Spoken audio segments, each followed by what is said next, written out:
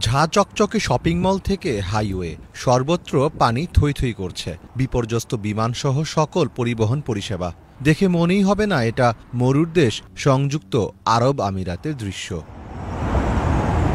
তেল সমৃদ্ধ আরব আমিরাতে বৃষ্টির দেখা মেলাই ভার। বৃষ্টির জন্য গুনতে হয় প্রতীক্ষার প্রহর। তাই আচমকা কেন এই ভারী বৃষ্টি ও বন্যা, সেটি নিয়ে উঠেছে প্রশ্ন।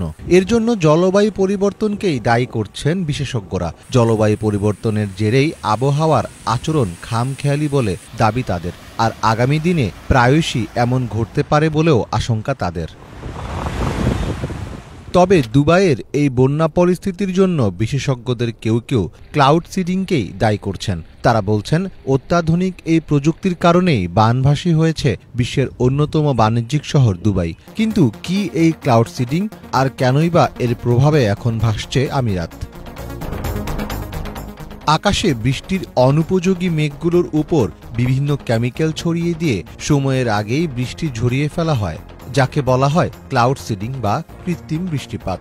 ক্লাউড সিডিং পদ্ধতিতে মূলত ট্রপোস্ফিয়ারে থাকা মেঘগুলোকে সময়ের আগেই কৃত্রিমভাবে ঘনীভূত করা হয়, আর এতেই তৎক্ষণাৎ বৃষ্টিপাত শুরু হয়ে যায়। বিমান, রকেট বা মিসাইলের সাহায্যে মেঘের উপর ড্রাই আইস, সিলভার আয়োডাইড, তরল প্রোপেন গ্যাস ইত্যাদি কেমিক্যাল ছড়িয়ে দিয়ে মেঘগুলোকে দ্রুত ঘনীভূত করা হয়, যার ফলশ্রুতিতে ঘটে বৃষ্টিপাত। এমনকি একই প্রযুক্তি ব্যবহার করে বৃষ্টির পাশাপাশি কৃত্রিম তুষারপাতও ঘটানো যায়।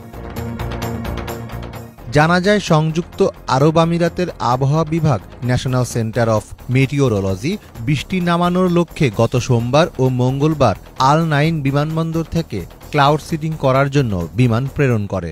এর ফলে এই 2 দিন ব্যাপক বৃষ্টিপাত হয়, যা একসময় রূপ নেয় ভয়াবহ বন্যায়। এ ঘটনায় ব্যাপক সমালোচনার মুখে পড়েছে দেশটির সরকার।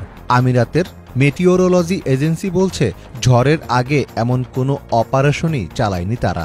আর বৈরী এই আবহাওয়ার জন্য জলবায়ু পরিবর্তনকেই দায়ী করছেন অনেক বিশেষজ্ঞ। যদি ক্লাউড সিডিং করা হতো তাহলে আমি বলতে পারি এর বড় একটা প্রভাব পড়ত, কিন্তু ক্লাউড সিডিং এর কোনো অপারেশন চালানো হয়নি। এখানে এপ্রিল মাস ঋতু পরিবর্তনের মৌসুম। আসলে জলবায়ু পরিবর্তনের কারণে এমনটা হয়েছে, আর এই মাসে এমন চরম আবহাওয়া স্বাভাবিক একটি ঘটনা।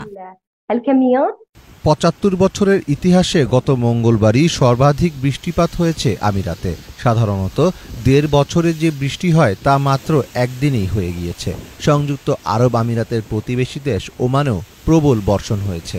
দেখা দিয়েছে প্রচণ্ড বন্যা, যার ফলে দেশটিতে কমপক্ষে ১৮ জনের মৃত্যু হয়েছে। ওমানেও ক্লাউড সিডিং প্রযুক্তি ব্যবহার করা হয়েছিল। তাই নজিরবিহীন এই প্রাকৃতিক বিপর্যয়কে শুধুই জলবায়ু পরিবর্তনের ফলাফল মানতে নারাজ অনেক বিশেষজ্ঞই। মীর ফজলে রাব্বী, বাংলা ভিশন। অনেক বিশেষজ্ঞই। মীর ফজলে রাব্বী, বাংলা ভিশন।